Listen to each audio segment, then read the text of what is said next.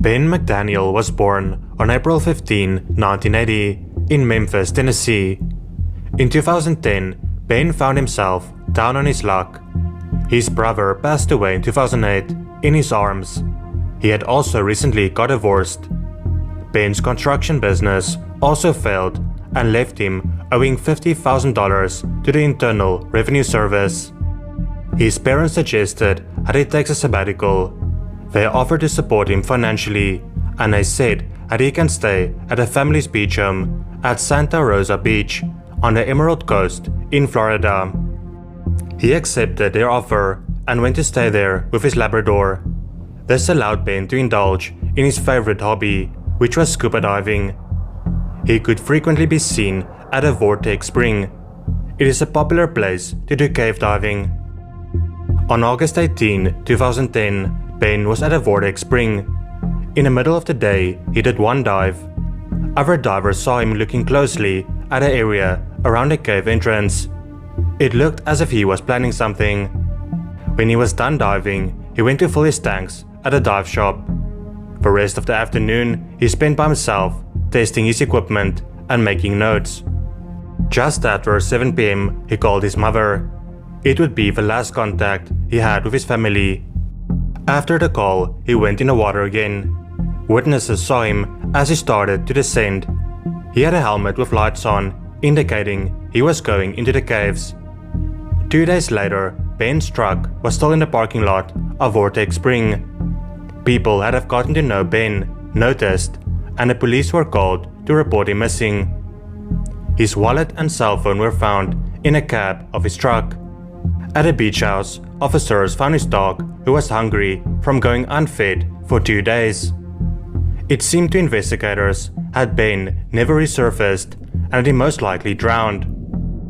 Other divers then came forward to help in a recovery operation. They scoured the cave, looking in every small crevice that Ben might have crawled in. Many of the divers risked their own lives to help find Ben.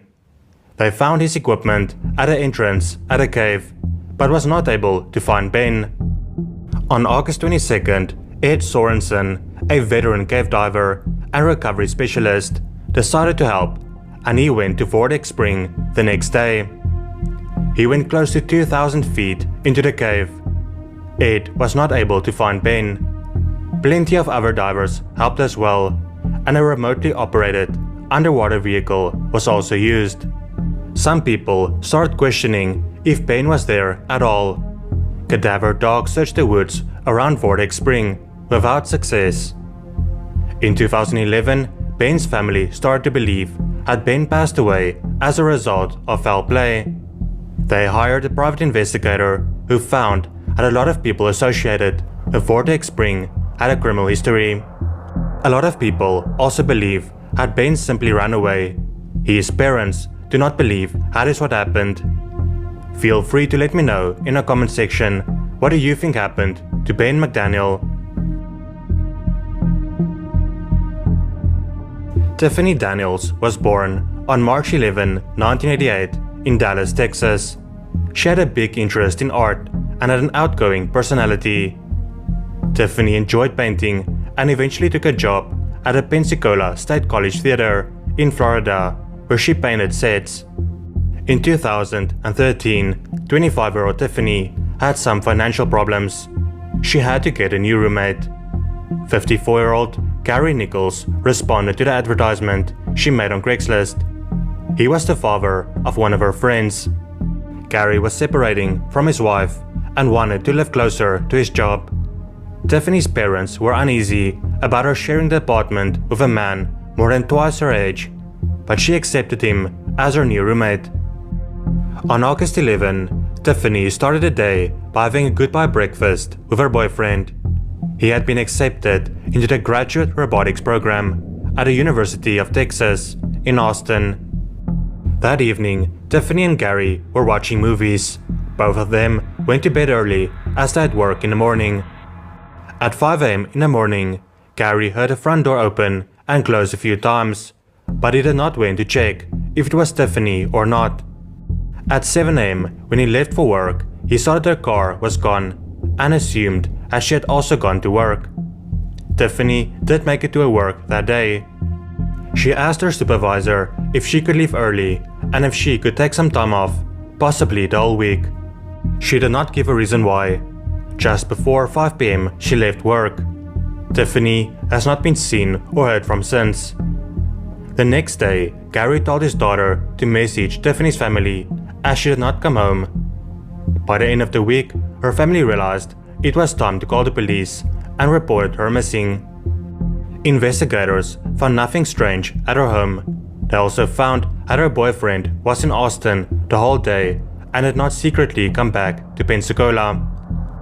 Tiffany was really sad after her boyfriend left for Austin, so investigators had to look at a possibility that she ran away or decided to take her own life. 8 days after Tiffany was last seen, a jogger found her vehicle in a parking lot at Park West in Pensacola Beach.